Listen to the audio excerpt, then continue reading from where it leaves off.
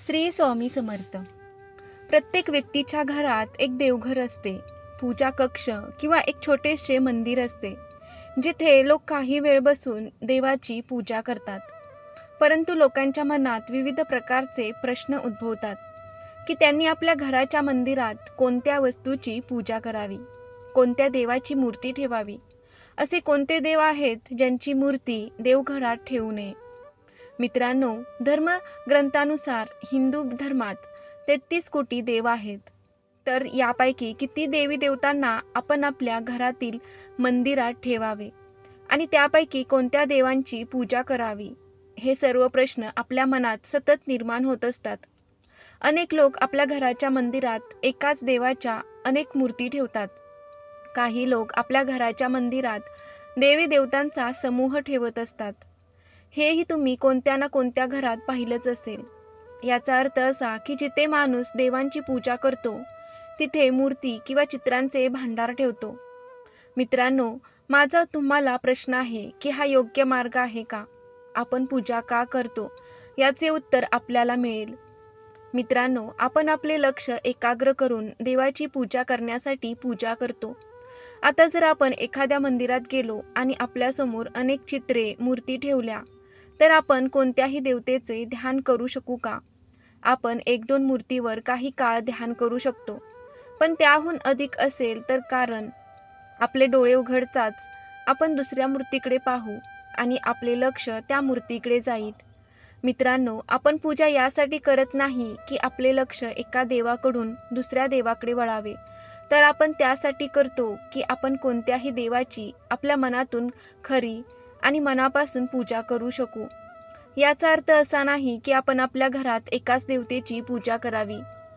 मित्रांनो, मी तुम्हाला सांगते की शास्त्रामध्ये तुमच्या घराच्या मंदिरात 5 देवता ठेवण्याचा उल्लेख आहे.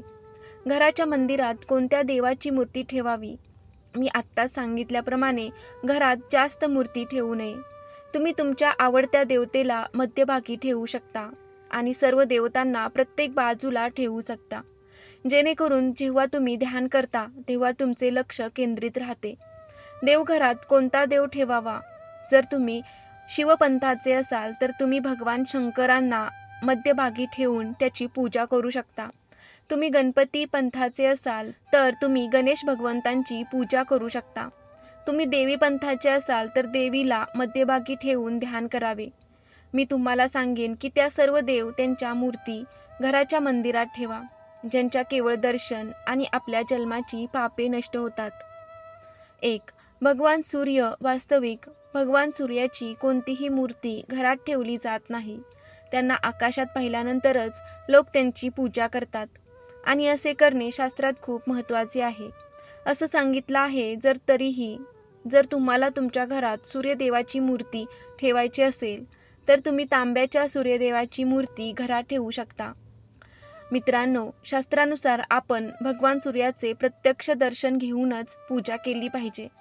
भगवान सूर्याची मूर्ती ठेवून त्यांची पूजा केल्याने इतकं शुभ फळ मिळत नाही, पण त्याचा आशीर्वाद घेऊन त्यांची पूजा केल्याने ते साध्य होते.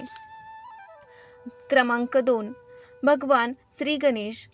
मित्रांनो, आपल्या सर्वांना माहीतच आहे की भगवान गणेशाला भोलेनाथ शंकराकडून आशीर्वाद मिळाला आहे की सर्व देवी देवतांच्या आधी त्याची पूजा केली जाईल. मंदिरात मूर्ती ठेवण्याचा विचार केला तर सर्वात आधी गणपतीचे नाव येते. मित्रांनो, जर तुम्हाला घरात मंदिराची स्थापना करायची असेल तर गणेशाची मूर्ती ठेवावी. फक्त लक्षात ठेवा की त्यांची मूर्ती बसलेल्या स्थितीत असावी. असे केल्याने तुमच्या घरात सुखशांती नांदेल आणि तुमच्या घरात कधीही पैशाची कमतरता भासणार नाही. मित्रांनो, मी अनेक लोकांच्या घरी गणपतीच्या 3 मूर्ती ठेवल्याचं पाहिलं आहे. शास्त्रात याला सक्त मनाई आहे. सर्व देवी देवतांची एकच मूर्ती ठेवावी व त्यांची खऱ्या मनाने पूजा करावी. क्रमांक 3. शास्त्रानुसार भगवान विष्णू या पृथ्वीचे निर्माता आहेत. ब्रह्मदेव सहाय्यक आहेत. भगवान शंकर आणि पालनपोषण करणारे भगवान विष्णू आहेत. म्हणून आपण नेहमी भगवान विष्णूची पूजा केली पाहिजे. म्हणूनच आपण आपल्या घरी विष्णूची मूर्ती ठेवली पाहिजे. पिवळे वस्त्र परिधान करून हळद लावून भगवान विष्णूची पूजा करा. भगवान विष्णूची उपासना केल्याने सर्व दुःखापासून मुक्ती मिळते. जीवनातील अडचणी जसे की मूल न होणे, आर्थिक तंगी किंवा इतर समस्या या सर्व दूर होतात. आपण मनापासून भगवान विष्णूची पूजा केली पाहिजे. शास्त्रानुसार भगवान विष्णू अत्यंत दयाळू आहेत. ते सर्वांना आशीर्वाद देतात. फक्त भक्तांनी त्यांची मनाने पूजा करावी. क्रमांक 4. भगवान शंकरांना महादेव देवांचा देव म्हणून ओळखले जाते. त्या तिन्ही जगाचा स्वामी आहेत असेही म्हणतात. त्यामुळे महादेवाची पूजा करणे ही बंधनकारक आहे. म्हणून आपण आपल्या घरातील देवळात शंकराची मूर्ती ठेवून त्यांची मनापासून भक्तिभावाने पूजा करावी. भोलेनाथांची एकच मूर्ती ठेवा. एकापेक्षा जास्त मूर्ती गृहमंदिरात ठेवून पूजा करू नये. भगवान शंकराची पूजा केल्याने सर्व संकटापासून मुक्ती मिळते. सर्व समस्या संपतात. क्रमांक 5. आई पार्वती. पार्वती मातेला गौरी असेही म्हणतात. शास्त्रानुसार माता पार्वतीला मातृशक्ती, प्रेम, सौंदर्य, विवाह आणि संततीची देवी म्हटले जाते. त्यामुळे प्रत्येक घरात तिची पूजा केली पाहिजे. पार्वती ही भगवान विष्णूची बहीण आणि शिवशक्तीचा अवतार मानली जाते. आता पार्वती ह्या देवीचे रूप आहेत, म्हणून आपण तिची मूर्ती आपल्या घरातील मंदिरात ठेवली पाहिजे. देवी पार्वतीची उपासना केल्याने तुमच्या जोडीदाराचे आयुर्मान वाढते, घरात सुख समृद्धी येते, मुलं जन्माला येतात आणि वैवाहिक जीवन सुखी होते. व सांगितलेल्या देवी देवतांच्या मूर्ती आपण आपल्या घरात ठेवल्या पाहिजेत. अनेकांच्या मनात प्रश्न असतील देवी देवतांची चित्रे आणि दिनदर्शिकेबाबत. आपण आपल्या घरात देवी देवतांची चित्रे आणि दिनदर्शिका लावावीत का? मित्रांनो, शास्त्रामध्ये मूर्तीबाबत अनेक गोष्टी सांगण्यात आल्या आहेत.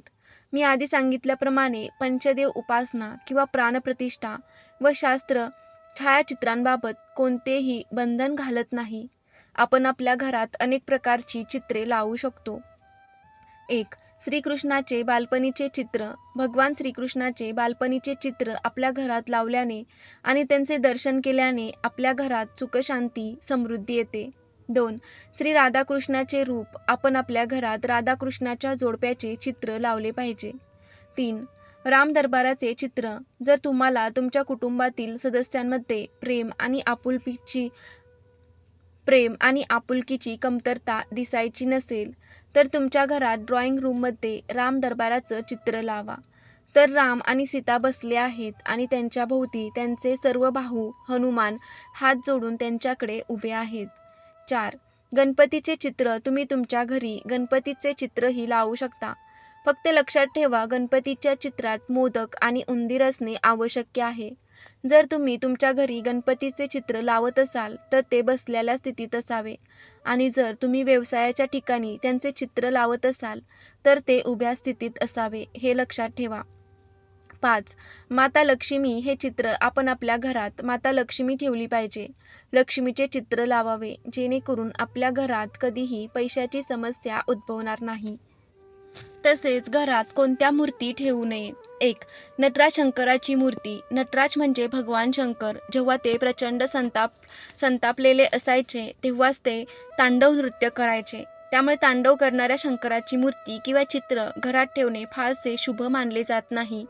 घरामध्ये असे चित्र लावणे किंवा मूर्ती ठेवणे, त्यांची पूजा केल्याने घरात भांडणे होतात. कुटुंबातील सदस्यांमध्ये मतभेद होऊ शकतात. मनाला शांतता फार कमी असते. त्यामुळे जर तुमच्या घरी नटराज शंकराची मूर्ती ठेवली असेल तर ती तात्काळ तिथून काढून मंदिरात दान करावी. 2. माता महाकाली. माता महाकालीचे रूप हे देवीचे विध्वंसक रूप आहे. या रूपात माता कालीने अनेक राक्षसांचा वध केला होता. माता दुर्गेने केवळ राक्षसांना मारण्यासाठी महाकालीचे रूप धारण केले होते. माता कालीचा राग खूप अपार आहे. त्यांचा राग सहजासहजी शांत करता येत नाही. आपल्या धर्मग्रंथामध्ये वर्णन केलेले एका कथेनुसार जेव्हा माता दुर्गाने महाकालीचे रूप धारण केले आणि तिला राक्षसांचा वध करण्यासाठी पाठवले तेव्हा महाकाली राक्षसांवर इतकी क्रोध झाली की तिला संपूर्ण पृथ्वीवरील सर्वच नायनाट करायचा होता. हे पाहून सर्व देवी देवता चिंताग्रस्त झाले आणि मग भगवान शंकर महाकालीच्या समोर जाऊन झोपले गेले आणि मग अत्यंत क्रोधाने माता काली त्या असुरांचा वध करण्यास निघाली. आपले पाय भगवान शंकरावर पडले हे तिला दिसले नाही, पण जेव्हा तिचे लक्ष गेलं तेव्हा त्यांचा राग शांत झाला, कारण त्यांनी मोठी चूक केली होती. तिने पतीवर पाऊल ठेवले होते. मित्रांनो, या कथेवरून आपण हे जाणून घेऊ शकतो की देवी काली माता ही खूप रागावलेली होती. म्हणूनच शास्त्र सांगते की देवी कालीचे क्रोधित चित्र घरात ठेवणे, घरात माता कालीचे चित्र लावले तर घरातील लोकांचा राग वाढतो. मित्रांनो, कोणत्याही देवी देवतांची मूर्ती आपल्या घरात रागाच्या मुद्रेत ठेवू नका. घरात देवी देवतांच्या मूर्ती रागावलेल्या मुद्रेत असतील तर प्रत्येक गोष्टीवर राग येतो आणि भांडणे होतात. शनिदेव हे परमात्मा, विश्वाचे, ब्रह्मांडाचे सर्वोच्च न्यायाधीश मानले जातात, परंतु त्याच्या पत्नीने दिलेल्या शापामुळे त्यांची दृष्टी शापित झाली आहे. शनिदेवाच्या पत्नीने शनिदेवाला शाप दिला होता की त्यांची नजर ज्याच्यावर पडेल त्याचा नाश होईल. शनिदेवाला घरात ठेवल्याने त्याची नजर आपल्या घरातील सर्व सदस्यांवर पडते, जे शुभचिन्ह नाही. असे केल्याने तुमचे नुकसान होऊ शकते. त्यामुळे शनिदेवाची मूर्ती घरात ठेवणे शुभ मानले जात नाही. त्यामुळे जर तुम्ही तुमच्या घरात शनिदेवाची मूर्ती ठेवली असेल तर आजच ती कोणत्याही मंदिरात दान करा. 4. भैरवनाथ. भैरवनाथ हा भोलेनाथाचा अवतार आहे आणि भैरवनाथ हा तंत्रमंत्राचा सर्व क्रियांचा स्वामी आहे असे म्हटले जाते. भैरवनाथाची पूजा करणे प्रत्येक व्यक्तीच्या आवाक्यात नाही, कारण भैरवनाथाची पूजा तंत्रमंत्र आणि त्यागाच्या माध्यमातून केली जाते. त्यांची योग्य ती पूजा फक्त तांत्रिक लोकच करू शकतात. ज्यांना तंत्रमंत्राचे ज्ञान नाही ते आपण सर्वजण भैरवनाथाची पूजा करू शकत नाही. त्यामुळे भैरवनाथाची मूर्ती पूजेसाठी घरात ठेवू नये. भैरवनाथाची मूर्ती तुमच्या घरी ठेवल्यास तुम्ही आजच कुठल्या तरी मंदिरात दान करा. 5. देवी लक्ष्मी उभ्या स्थितीत असणे. प्रत्येक व्यक्तीची इच्छा असते की देवी लक्ष्मीचा आपल्या घरात वास असावा, परंतु जर तुमच्या घरातील पूजा स्थानिक देवी लक्ष्मी उभ्या स्थितीत असतील तर हे धनवासाचे चांगले लक्षण नाही. तुमच्या घरात तुमच्या हातात पैसा मिळणार नाही. आपण हे कुठेतरी खर्च कराल. त्यामुळे लक्ष्मी मातेची मूर्ती किंवा फोटो नेहमी बसलेल्या स्थितीत ठेवला पाहिजे, जेणेकरून आपल्या घरात धनसंपत्ती राहते. तुमच्या घरात लक्ष्मीची उभी मूर्ती असेल तर तुम्ही ती मूर्ती तुमच्या तिजोरीत ठेवू शकता किंवा जवळच्या मंदिरात दान करू शकता. तर मित्रांनो, तुम्हाला ही माहिती कशी वाटली कमेंटमध्ये नक्की सांगा. आवडली असेल तर लाईक करा. श्री स्वामी समर्थ. जय जय स्वामी समर्थ. श्री गुरुदेव दत्त.